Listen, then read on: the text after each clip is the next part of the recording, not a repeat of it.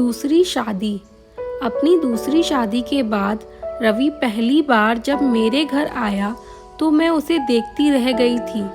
उसका व्यक्तित्व ही बदल गया था।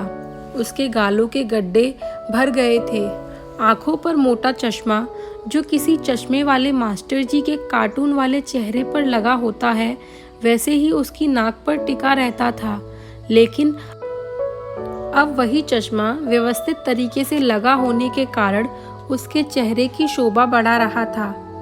कपड़ों की तरफ भी जो उसका लापरवाही भरा दृष्टिकोण रहता था, उसमें भी बहुत परिवर्तन दिखा। पहले के विपरीत उसने कपड़े और सलीके से पहने हुए थे। लग रहा था जैसे किसी के सदे हाथों ने उसके पूरे व्यक्तित्व को ही संवार दिया हो। उसके चेहरे से खुशी झलक पड़ रही थी। मैं उसे देखते ही अपने पास बैठाते हुए खुशी से बोली, वाह रवि, तुम तो बिल्कुल बदल गए। बड़ा अच्छा लग रहा है तुम्हें देखकर। शादी करके तुमने बहुत अच्छा किया, तुम्हारा घर बस गया। आखिर कितने दिन तुम सीमा का इंतजार करते। अच्छा हुआ तुम्हें उससे छुटकारा मिल गया। उसके लिए चाय बनाते मैं मन ही मन सोचने लगी, इस लड़के ने कितना झेला है। पूरे 8 साल अपनी पहली पत्नी सीमा के मायके से लौटने का इंतज़ार करता रहा, लेकिन वह अपनी जिद पर अड़ी रही कि वह नहीं आएगी। रवि को ही अपना परिवार, जिसमें उसकी माँ और एक कुंवारी बहन थी, को छोड़कर उसके साथ रहना होगा। रवि के छोटे से घर में उन सबके साथ रहना उसको अच्छा नहीं लगता था। सीमा की अपनी माँ का घर बहुत बड़ा था। रवि ने उसे बहुत समझाया कि बहन की शादी करने के बाद वह बड़ा घर ले लेगा, लेकिन सीमा को अपने सुख के सामने कुछ भी दिखाई नहीं पड़ता था। उसके मायके वालों ने भी उसे कभी समझाने की कोशिश नहीं की। रवि ने सीमा की अनुचित मांग को मानने से साफ इनकार कर दिया, लेकिन ससुराल में जाकर सीमा को समझाने में कोई कसर नहीं छोड़ी। अंत में वही हुआ, दोनों का तलाक हो गया। उन 8 सालों में हमने रवि को तिल तिल मरते देखा था। वह मेरे बेटे राहुल का सहकर्मी था। अक्सर वह हमारे घर आ जाता था। मैंने उसको कई बार समझाया कि वह अब अपनी पत्नी का इंतज़ार ना करे और तलाक ले ले, लेकिन वह कहता कि वह सीमा को तलाक नहीं देगा। सीमा को पहल करनी है तो करे। सीमा को जब यह विश्वास हो गया कि रवि उसकी शर्त कदापि पूरी नहीं करेगा, तो उसने रवि से अलग होने का फैसला ले लिया। चाय पीते हुए मैंने रवि से उसकी नई पत्नी के बारे में पूछा तो उसने बताया, आंटी, मैं तो शादी करना ही नहीं चाहता था, लेकिन माँ और बहन की जिद के आगे मुझे झुकना पड़ा। आपको पता है कि किरण, जिससे मैंने शादी की है, वह एक स्कूल में टीचर है। उसके 2 बच्चे हैं, एक लड़का और एक लड़की। लड़का 12 साल का और लड़की 16 साल की है। किरण भी शादी नहीं करना चाहती थी। किरण के माँ बाप तो उसे समझाकर थक गए थे, लेकिन अपने बच्चों की जिद के आगे उसने शादी करना स्वीकार किया। जब उन बच्चों ने मुझे अपने पापा के रूप में पसंद किया, तभी हमारी शादी हुई। मेरी होने वाली बेटी ने विवाह से पहले मुझसे कई सवाल किए। पहला कि मैं उसके पहले पापा की तरह उनसे मारपीट तो नहीं करूँगा। दूसरा, मुझे शराब पीने की आदत तो नहीं है। जब उसे तसल्ली हो गई, तब उसने मुझे पापा के रूप में स्वीकार करने की घोषणा की। मैंने भी उनको बताया कि मेरे ऊपर जिम्मेदारी है।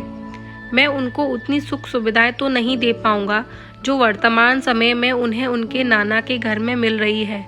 मैंने भी अभी बात पूरी ही नहीं की थी कि मेरी बेटी बोली कि उसे कुछ नहीं चाहिए, बस पापा चाहिए। मुझे पले पलाए बच्चे मिल गए और उन्हें पापा मिल गए।